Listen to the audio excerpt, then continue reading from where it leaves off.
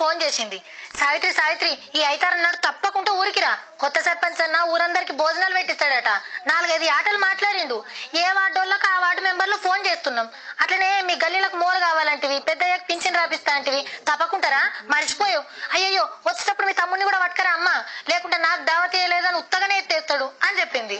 మా తాన్నే కాదు, చాలా ఊర్లలో కొత్త సర్పంచ్లు ఏదో ఒక కార్యం పెడుతుర్రు. ఇప్పుడైతే ఈ సర్పంచ్ వర్తం చూడురే.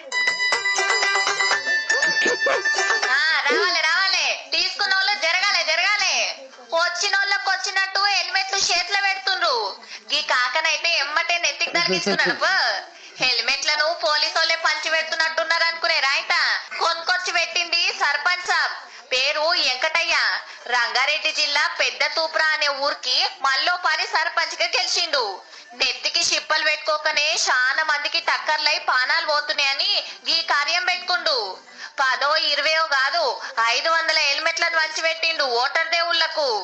మరి పుక్కట్కే వస్తున్నాయంటే మనోళ్ళు లాగుతారా? అగో ఎట్లా ఎగబడ్డారో చూడుండ్రి.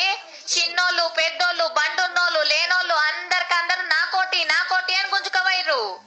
ఆడోళ్ళు సుతా వచ్చిండ్రు, మా కొడుకుకి ఇస్తా, మా పెన్మిటికి కావాలి అని.